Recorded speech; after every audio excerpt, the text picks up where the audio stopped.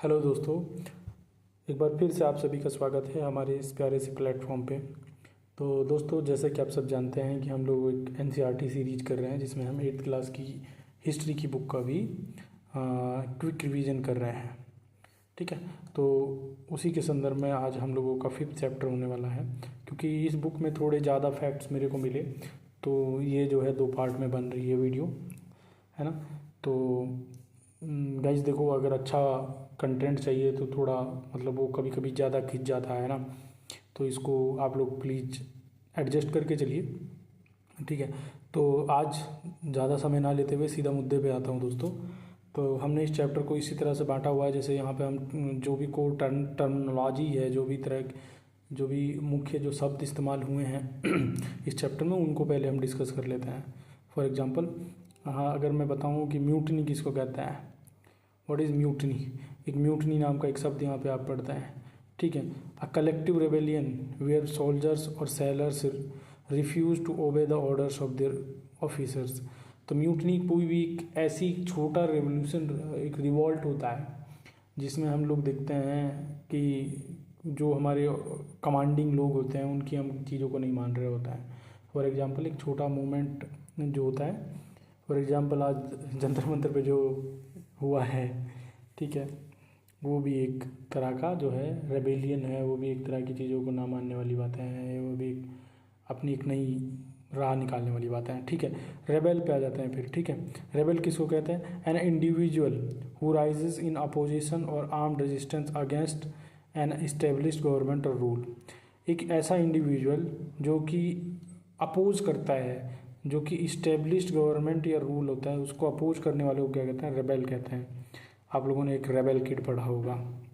ठीक है, garrison town, मतलब रेबेल किड सुना होगा, है ना। गैरिसन टाउन किसको कहते हैं? अ फोर्टिफाइड टाउन होता है, एक ऐसा टाउन जो कि चारों तरफ से किलीबंदी जिसकी कही गई है, और settlement where military troops are permanently station, और जहाँ पे जिसकी चारों तरफ से किलीबंदी की हुई होती है, और वहाँ पे जो है फौजी रहते हैं, अपने भाई जो फौजी भाई हैं वो रहते हैं। गाजी क्या होता है फिर? गाजी एक रिलीजियस वॉरियर को कहते हैं, और a fanatics who took part in rebellion driven by the, एक मिनट रुक जाओ, ड्रिवन बाय होली रिलीजियस, और ठीक है, ठीक है, तो उसको कहते हैं गाजी।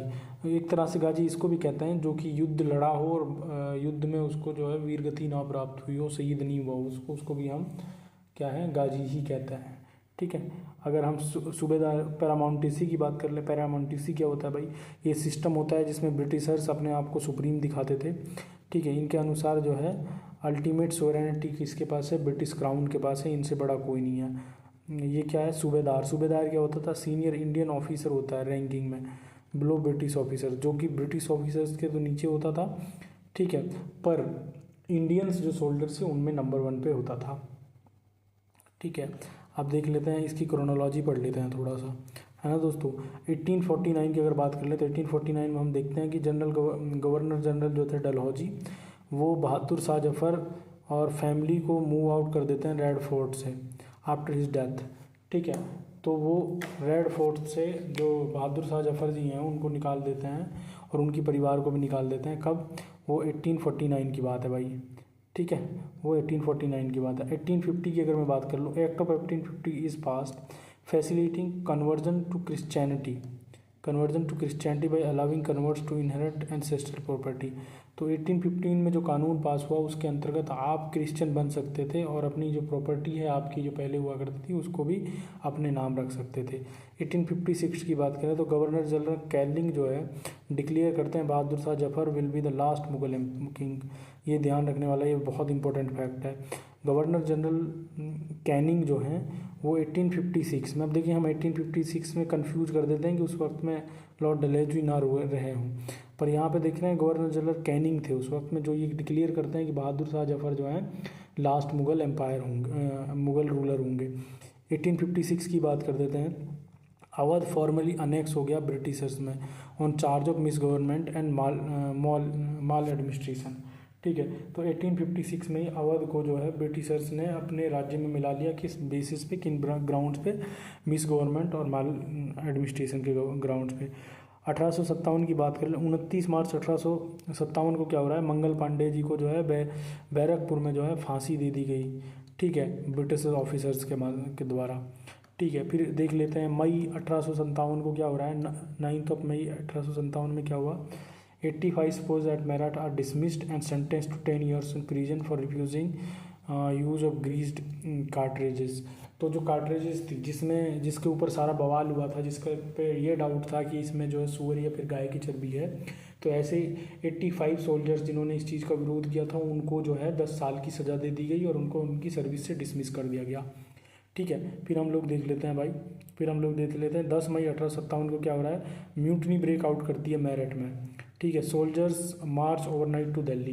तो 10 मई का दिन याद रखना है आपको, 10 मई का वो दिन था जब म्यूटनी ब्रेकआउट होती है मेरठ में और जो है सोल्जर्स वो दिल्ली की तरफ आगे बढ़ चलते हैं। फिर 11 मई 1857 को क्या होता है देख लेते हैं, sepoy capture Delhi and declare Bahadur Shah Zafar as emperor of Delhi. तो अगली सुबह में जाके ये लोग बहादुर शाह जफर को जो है एक बारी फिर से एम्परर ऑफ इंडिया बना देते हैं और दिल्ली को कैप्चर कर लेते हैं। और सितंबर 1857 में क्या हो रहा है, Delhi is recaptured bye the British forces, Bahadur Shah Zafar is captured. तो सितंबर देखो, मई में ये लोग कैप्चर करते हैं मई 11 को, फिर उसके बाद में सितंबर 1857 को ही जाके ब्रिटिशर्स को मिलती है दिल्ली। फिर अगर 1858 की बात कर लें, the government of India act आया 1858 में। ठीक है, जो कि पावर को ईस्ट इंडिया कंपनी से ब्रिटिश क्राउन में के तबादला कर देता है। तो अभी तक जो अल्टीमेट पावर था वो ब्रिटिश ईस्ट इंडिया कंपनी पे था, अब जो है वो ब्रिटिश क्राउन के पास आ गया। 1859 की अगर बात करें तो Tatya Tope is captured and tried and executed. तो ठीक है, तो तात्या टोपे को जो है फांसी दे दी गई 1859 में। ठीक है दोस्तों, ये याद रखना है आपको। 1862 की बात कर लें तो Bahadur Shah Zafar dies in exile in Rangoon jail. तो रंगून म्यांमार में जो है जेल, उसमें जो है 1862 को बहादुर शाह जफर जो है मर जाते हैं। ठीक है, की कॉन्सेप्ट की अगर बात कर लें तो इस चैप्टर में जो कवर्ड हुए हैं कि जैसे policies that provoke discontent, Britishers की वो पॉलिसीज़ जिन्होंने डिसकंटेंट पैदा किया भारतीय जनता में, और उसी की वजह से फिर 1857 हमको देखने को मिला, वो देख लेते हैं। ठीक है, British economic political and social policies progressively alienated almost all sections of Indian society, देख लेते हैं। द रूलिंग फैमिलीज़, ठीक है, अगर रूलिंग फैमिलीज़ की बात कर लें तो मतलब इलीट क्लास की अगर बात कर लें तो इनके साथ क्या दिक्कत थी, डॉक्ट्राइन ऑफ लैप्स, जो कि आप सब जानते हैं कि लॉर्ड डलहौजी लेके आए थे। उनके अंतर्गत क्या हो रहा था कि जिस भी राजा या रानी को जो है मतलब कोई मेल ईयर नहीं हो रहा था, यानी कि उनके वंश को चलाने के लिए कोई लड़का पैदा नहीं हो रहा था, तो उनको डॉक्ट्राइन ऑफ लैप्स के अंतर्गत उनके राज्य को अपने में मिला लिया जाता है। इस कड़ी में आप लोग देखते हैं सतारा पहला था और रानी लक्ष्मीबाई का झांसी जो है लास्ट था। ठीक है, इनको मिलाया जाता है। नाना साहब जो है मराठा भी जो है वो भी इसका सामना करते हैं। Peshwa Bajirao two, adopted son of Peshwa Bajirao two, were denied their inheritance rights. The annexation of Awadh in 1856 deeply hurt the pride of the region. ठीक है, तो ये सारी चीज़ें हमको देखने को मिलती हैं। और पीजेंट्री और स्पॉइस की अगर बात कर ले तो पीजेंट्री की देख लें तो हाई टैक्सेस थे, एग्रेसिव रेवेन्यू कलेक्शन था। ठीक है, और स्पॉइस की अगर बात कर लें तो recruited largely from these peasant families. तो जो स्पॉइस थे वो ज़्यादातर इन्हीं मतलब जो है किसान परिवारों से रिक्रूटेड लड़के थे। तो ये गुस्सा हो रहे थे लो पे के कारण, बैड सर्विस कंडीशन के कारण और रिलीजियस वायलेशन के कारण, such as being order to cross the sea. ठीक है, तो 2-3 चीज़ें जो है यहाँ पे आप मर्ज करे हुए पाएंगे। पहला तो किसानों से बहुत ज़्यादा टैक्स वसूला जा रहा था, उनकी ज़मीनें ले ली जा रही थी। दूसरा जो स्पॉइस थे वो इन्हीं परिवारों से आ रहे थे, किसान परिवारों से। तीसरा जो था, जो स्पॉइस की जो सर्विस कंडीशंस थी वो बहुत अच्छी नहीं थी, उनको वेतन जो था कम था अंग्रेज़ों के मुकाबले, और उनकी सर्विस कंडीशन भी बहुत बुरी थी। और साथ में जो है रिलीजियस वायलेशंस थे, जैसे कि उनको फोर्स किया जा रहा था कि वो समुद्र पार करके दूसरे देशों में भी जो है ड्यूटी करने जाएं। सोशल रिफॉर्म जो उन्होंने किया उनका भी एक बैकलैश था। Laws banning sati, encourages widow marriage and actively promoting Christian missionaries conversion made conservative Indians feel their ancient traditions were attacked। ठीक है, तो ये भी कारण था भाई। ठीक है, अब देख लेते हैं दूसरा जो कॉन्सेप्ट है इसमें, the fire spread from mutiny to rebellion. What started as a military mutiny of Spoy at Marath quickly escalated into popular mass rebellion as a peasant landlords and local chiefs joined the struggle। तो जो कि हम देखते हैं कि जो 1857 में जो क्रांति उभरी वो एक स्पॉय म्यूटनी के तौर पे शुरू हुई थी और बाद में सारे भारत के सभी तबकों में वो फैल गई। तो the trigger was the new Enfield rifle. तो न्यू एनफील्ड राइफल जो थी वो ट्रिगरिंग पॉइंट था, which required soldiers to bite off the ends of cartridges rumored to be greased with the cow and pig fat। ठीक है, both Hindus and Muslim ने इनका विरोध किया। भाई देख रहे हैं थियोरेटिकल कॉन्सेप्ट में कुछ भी मिसिंग नहीं है। ठीक है, once Meerut mutineers declared Bahadur Shah Zafar their symbolic leader, local rebellious broke out across north India. तो जैसे ही मेरठ से जो लोग चले थे वो दिल्ली कैप्चर कर लेते हैं 11 मई को जाके।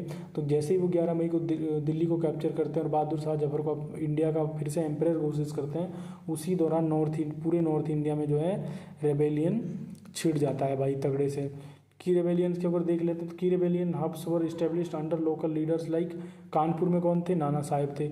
लखनऊ में कौन थे, ब्रिजेश किदरत और हजरत महल थी। झांसी में कौन थे, रानी लक्ष्मीबाई थी। आरा में कौन थे, कुंवर सिंह जी थे। तो ये जो हैं सारे के सारे जगहों पे एक तरह से मूवमेंट इनके अगेंस्ट शुरू हो जाता है। The British backlash and recapture. The British didn't give up easily, armed with reinforcement from Britain they launched a ruthless counter offensive to reclaim lost territories. तो अब देख लेते हैं कि ब्रिटिश बैकलैश और रिकैप्चर कैसे हुआ। दिल्ली रिकैप्चर्ड सितंबर 1857। Bahadur Shah Zafar was tried for a treason, his sons were shot in front of him. देख रहे हैं क्या वो मंजर रहा होगा, बाप के सामने बेटों को गोली मार दी गई। He was exile to Rangoon. तो सितंबर 1857 में बहादुर शाह जफर को ट्रीजन के लिए, यानी कि उसके लिए देशद्रोह के लिए जो है इनके ऊपर केस चलाया गया। इनके दोनों बेटों को इनके सामने गोली मार दी गई। ठीक है, और इनको एग्जाइल कर दिया गया म्यांमार में, रंगून नाम की एक जेल में भेज दिया गया इनको। फिर लखनऊ एंड झांसी फॉल्स। ठीक है, Lucknow and Jhansi falls. Lucknow was recaptured in March 1858। तो ये मार्च 1858 में ही डाउनफॉल हो गया था लखनऊ का। Rani Lakshmibai was defeated and killed in June 1858। तो ये जून 1588 में ये भी चले, इनका भी झांसी में भी जो मूवमेंट क्रिएट हुआ था उसको दबा लिया गया। तात्या टोपे की अगर बात करें, carried out guerrilla warfare in central India but was betrayed and executed in 1859। तो यार ये सबसे ज़्यादा खींच गए, तात्या टोपे जो है सबसे ज़्यादा खींच गए। तात्या टोपे जो है मई में जो शुरू हुआ था कैंपेन, मई 1857,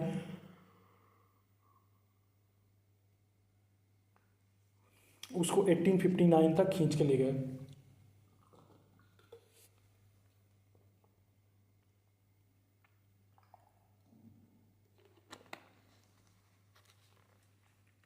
अब हम 1857 का जो विद्रोह हुआ उसके बाद में क्या हुआ वो देख लेते हैं एक बारी थोड़ा से, क्या क्या रिफॉर्म्स होते हैं भाई। ठीक है, तो both British government realise the East India company could no longer manage such a massive empire under the government of India act 1858 आया भाई। फिर इसमें देख लेते हैं क्या क्या एडमिनिस्ट्रेटिव चेंजेस हुए, देख लेते हैं। क्राउन रूल आ गया भाई। The East India company was dissolve. East India company को डिजॉल्व कर दिया गया। ब्रिटिश पार्लियामेंट और क्राउन जो है डायरेक्ट कंट्रोल लेता है इंडिया का। Secretary of state, a British cabinet member was appointed to oversee Indian administration. British cabinet members जो है अपॉइंट कर दिए जाते हैं ओवरसी करने के लिए इंडियन एडमिनिस्ट्रेशन को। देखिए अभी अरुणाचल प्रदेश में क्वेश्चन आया था कि which is the highest legislative party who ruled India after 1857 war. तो मतलब जो सबसे बड़ी लेजिस्लेटिव पावर कौन थी जो 1857 के रेवोल्यूशन के बाद में इंडिया को रूल करती है, तो उस पर जवाब देना था। तो वो ब्रिटिश पार्लियामेंट हो जाएगी।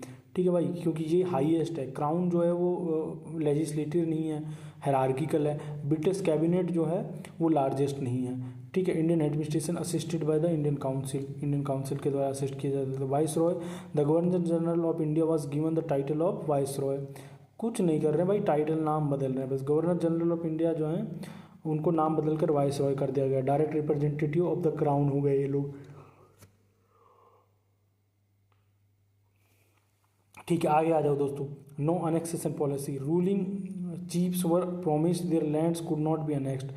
जो लोकल सल्तनतें थी उनको वादा किया गया कि उनकी ज़मीनें जो हैं नहीं हट भी जाएंगी और उनको अनेक्स नहीं किया जाएगा। They could adopt years. और ये जो है मतलब जो किसी को अगर गोद लेना चाहते हैं तो भी ले सकते हैं, उसके लिए भी अलाउ कर दिया गया। मिलिट्री रीऑर्गेनाइजेशन की अगर बात करें, the ratio European soldier was increase. European soldiers का रेशियो जो था इंक्रीज कर दिया गया। Recruitment from loyal groups like six. Loyal group जो थे, लॉयल ग्रुप पे भी सवाल पूछा गया अभी कौन कौन से जो है मार्शल ग्रुप्स बनाए गए। तो मार्शल ग्रुप्स जिनको माना इन्होंने 1857 के बाद में, उसमें सिक्स थे, गोरखास थे और पठान्स थे। Was prioritise over recruitment from Awadh and Bihar. ठीक है, ठीक, अवध और बिहार वाले क्षेत्र से। ठीक है, अब 20 फैक्चुअल लाइन में आपको यहाँ बता रहा हूँ इसी चैप्टर से related. Nawab Wajid Ali Shah was the ruler of Awadh when it was annexed bye the British in 1856। ठीक है, अब देख लो, ये नवाब वाजिद अली शाह थे उस वक्त में अवध के रूलर, जब उसको अनेक्स्ट किया गया ब्रिटिशर्स के द्वारा 1856 में। Under the act of 1850 Hindu converts to Christianity were legally permitted to inherit ancestral property. हाँ, एकदम सही बात है भाई ये। ठीक है, तो 1858 के 1850 में जो एक्ट आया उसके अनुसार अगर कोई हिंदू है या मुस्लिम है जो भी कन्वर्ट हो रहा है, अगर वो कन्वर्ट हो रहा है क्रिश्चियनिटी में, तो उनकी जो इनहेरिटेड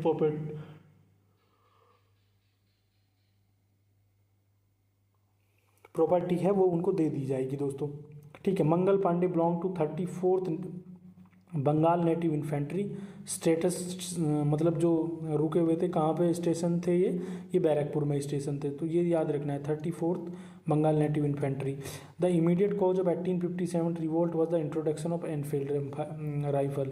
तो ये इमीडिएट अगर पूछ लिया जाए तो इमीडिएट कॉज क्या था 1857 रिवोल्ट का, तो वो एनफील्ड राइफल था। Bakht Khan a soldier from Bareilly took charge of the rebel forces in Delhi. ठीक है, तो बख्त खान जो कि बरेली के एक सोल्जर थे, इन्होंने कहाँ पे चार्ज लिया, इन्होंने चार्ज लिया रेबल्स का दिल्ली में। ठीक है, उसके बाद देख लेते हैं, Nana Sahab was adopted son of Peshwa Bajirao two. सही बात है, नाना साहब जो हैं अडॉप्टेड सन थे किसके, पेशवा बाजीराव टू के। ब्रिजेश कदर was the son of depots Nawab of Lucknow Wajid Ali Shah. ठीक है, ब्रिजेश कदर जो थे, जो कि हजरत महल के बेटे थे, इनके पिताजी का क्या नाम था, इनका पिताजी का नाम था वाजिद अली शाह, नवाब Wajid Ali Shah. Begum Hazrat Mahal played an active role in organising uprising in Lucknow. सही है। Rani Avantibai Lodhi of Ramgarh raise an army of 4000 to fight the Britishers. Tatya Tope was the brilliant general of Nana Sahib. ठीक है, तात्या टोपे जो है नाना साहब के ब्रिलियंट जनरल थे। Who led guerrilla operation in central India. तो इनका ऑपरेशन कब खत्म होता है, 1859 में, लगभग 2 साल चलता है भाई ये, सबसे ज़्यादा लंबे चलने वाला वो है इनका ये। Kunwar Singh was 80 year old zamindar from आरा। कुंवर सिंह जो है 80 साल बूढ़े जमींदार थे आरा के, बिहार में, जिन्होंने कि रेबल्स को लीड किया। ठीक है, अहमदुल्ला शाह मौलवी, एक मौलवी थे from Faizabad. Accurately prophesied the rule of British could soon and.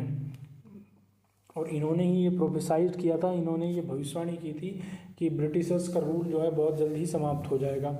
Delhi was recaptured by the Britishers. ठीक है, दिल्ली रिकैप्चर कर ली गई, किनके अंडर में की गई, जॉन निकल्सन के अंडर में। ठीक है, मिलिट्री कमांड में कौन थे उस वक्त में, जॉन निकल्सन थे। Bahadur Shah Zafar was exile to Rangoon along with his wife. ठीक है, बेगम जीनत महल, ये याद रखना है, Begum Zeenat Mahal. Under the 1858 act the governor general of India was formally designed as the viceroy. सही बात है ये भी।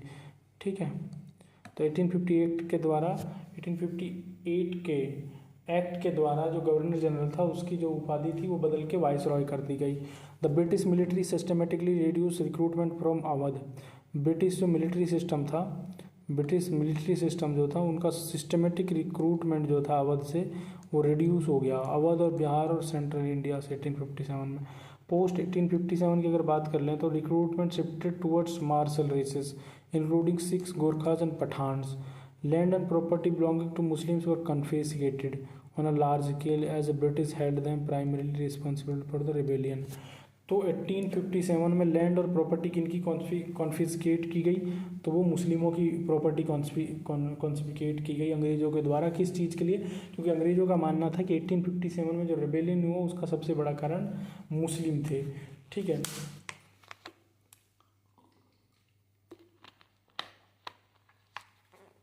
The British promise zamindars and landlords security of their land rights if they submitted to the British. तो 1858 के बाद में एक परिवर्तन ये भी हुआ कि अगर जमींदार और लैंडलॉर्ड्स जो हैं वो आ जाते हैं कंपनी के साथ तो उनकी ज़मीनों को बख्श दिया जाएगा। ठीक है। In the rebellion the rebels raised on a green flag in several Muslim dominated halves of the revolt. ठीक है। हरा झंडा है, मुस्लिमों से रिलेटेड है, इसमें क्या ही बढ़ाऊंगा। अवध का कनेक्शन देख लेते हैं। Awadh was called the nursery of the Bengal army. ठीक है। अवध जो था बंगाल आर्मी की नर्सरी कहलाया जाता था। क्यों कहलाया जाता था? Vast majority of the company sepoys were recruited from ईयर। ठीक है। The annexation of Awadh directly threaten the social and economic status of these sepoys turning local administrative grievances into a military mutiny. तो जितने भी इनके ग्रीवांसेस थे local जो है वो सारे के सारे मिलिट्री म्यूटनी में देखने को मिलते हैं। The illusion of the white flag.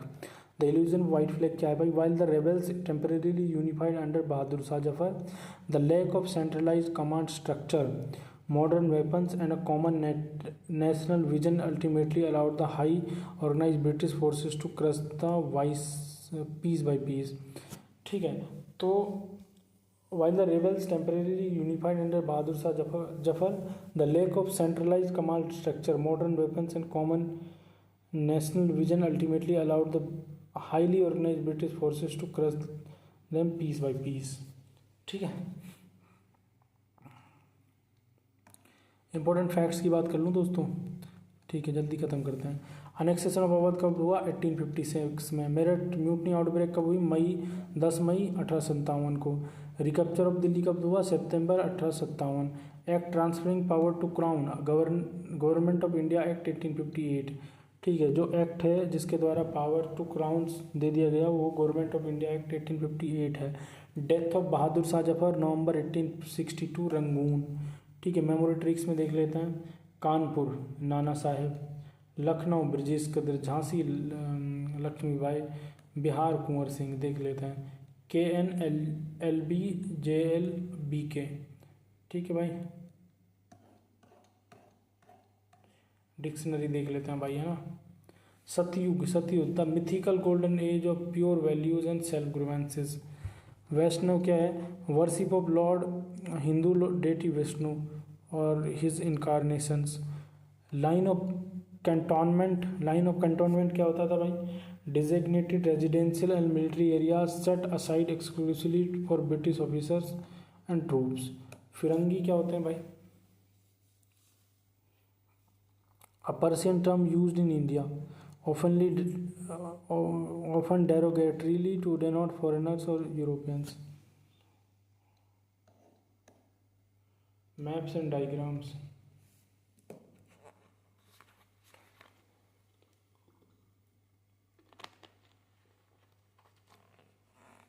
तो दिल्ली में कौन थे मेजर सेंटर्स ऑफ 1857? दिल्ली में कौन कौन थे? दिल्ली में थे बहादुर शाह जफर, ये तो सबको याद रहता है। जनरल बख्त खान, इसको याद रखिएगा बस आप लोग। मेरठ में कौन थे? आउटब्रेक हब था, मई 1857 था। कानपुर में कौन था? नाना साहेब और तात्या टोपे। लखनऊ में कौन था? ब्रिजेश कदर और बेगम हजरत महल।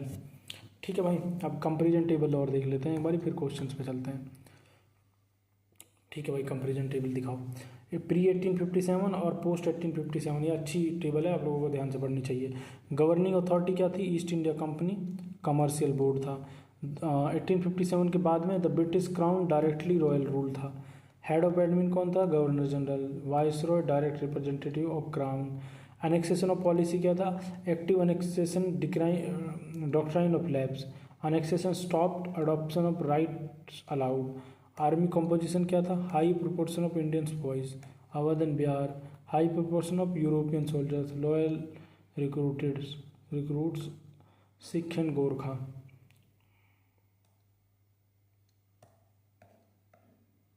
चलो क्वेश्चंस देख लेते हैं दोस्त, है ना। Who was the Governor General of India who decided in 1859 that the family of Bahadur Shah Jafar would be shifted out of the Red Fort? Lord इसका लॉर्ड डेलोजी है ना। 1859 that the family of Bahadur Shah Zafar would be shifted out of the red fort. Lord Dalhousie है भाई इसका।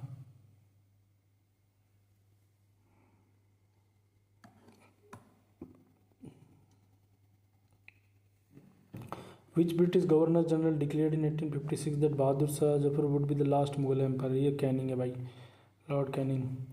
In which year was the kingdom of Awadh formally annexed by the Britishers? 1856 ढूंढो भाई, ये 80। ठीक है। What pretext did the British use to annex Awadh in 1856? Allegation of misgovernment and malfunctioning। ठीक है, बी। ठीक है भाई। Under which law passed in 1850 was conversion of Christian made easier? ठीक है, बताओ भाई, जल्दी बता दो, जल्दी बता दो भाई। Regulation disabilities act, lex loci act. Who was the young soldier hanged on March 1857? Mangal Pandey होगा इसका B. The immediate cause of 1857 revolt was related to which of the following? Introduction of western education, ban on the practice of sati, grant cartridge, सब। ये भी answer है इसका।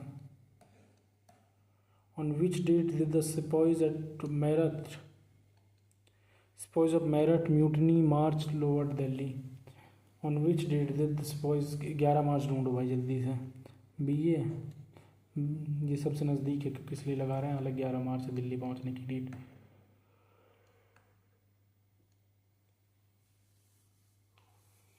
ठीक है।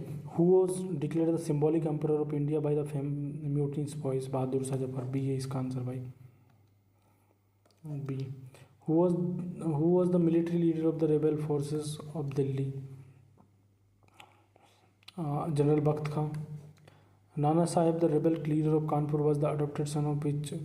Bajirao Tudun भाई, बालाजी बाजीराव टू ये रहा।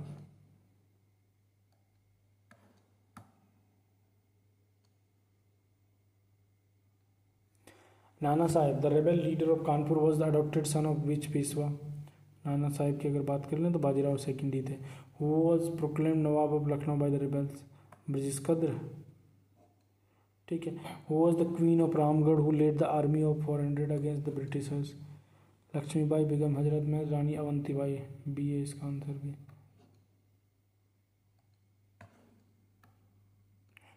Who was the queen of Ramgarh who led 400? ठीक है, बता दिया था ये। Tatya Tope was the general of which rebel leader? Tatya Tope किस रेबल लीडर के लीडर थे? Nana Saheb. Kunwar Singh who joined 1857 rebellion was an old zamindar from which region? C आ रहा बिहार। कुंवर सिंह किस रीजन से थे वही पूछा था। विच मौलवी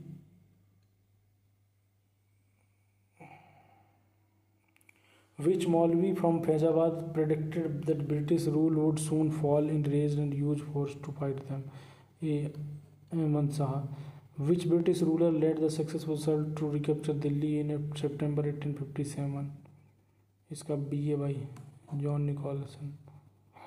Where was Bahadur Shah Zafar exiled to after the recapture of Delhi? Rangoon।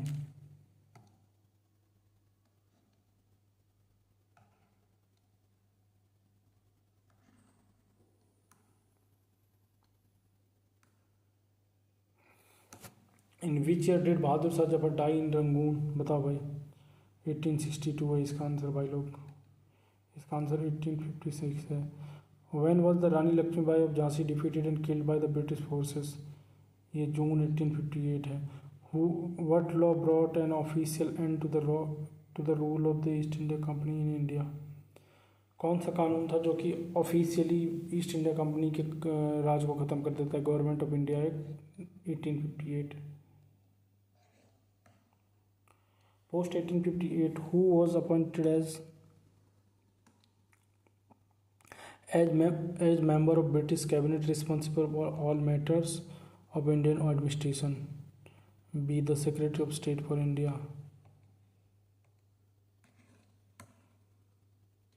The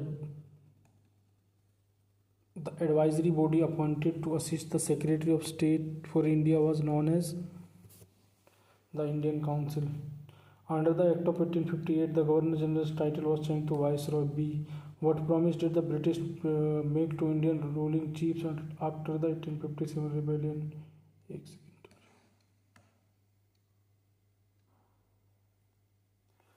तो बताओ क्या प्रॉमिस था जो ब्रिटिशर्स ने किया था to make Indian ruling chiefs after 1857। इसका है their territories would not be annexed in future and adoption was permitted. तो यही था कि इनकी ज़मीन को नहीं हड़पा जाएगा और ये किसी को भी अडेप्ट कर सकते हैं। From which of the following religions did the British actively reduced military recruitment after 1857? C Awadh and Bihar.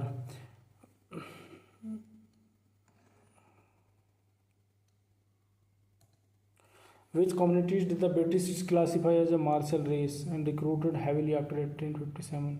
तो इसमें सिख, गोरखास और पठान्स थे।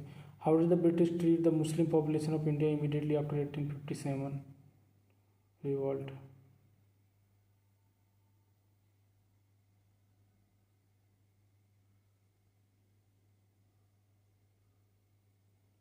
ठीक है, तो बताओ भाई, Muslim population of India complete immediately after 1857, how did British treat? बताओ भाई। There lands and property were confiscated on a large scale weaving them with suspension. ठीक है, यही था आंसर इसका। 29th पे आ जाओ भाई दोस्तों। What was the fate of Tatya Tope? Tatya Tope का फेट बताना भाई। He was capture tried and executed in April 1859।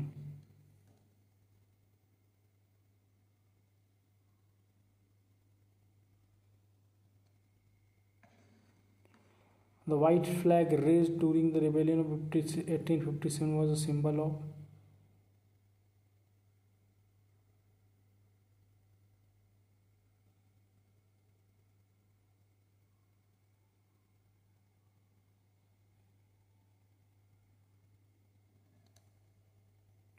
बताओ भाई।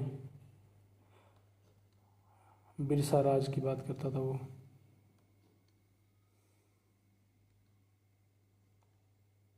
दोस्तों बड़ी दिक्कत हो रही है, मुझे लगता है इसको यहाँ से आगे हमको बाद के किसी चैप्टर में बढ़ाना चाहिए। अभी के लिए इतने पे ही रोक देना चाहिए। तो दोस्तों बहुत शुक्रिया आप लोगों का हमारे साथ जुड़ने के लिए। हम लोग इस बुक को बहुत जल्दी ख़त्म करेंगे, तब तक के लिए बहुत धन्यवाद। नमस्कार दोस्तों।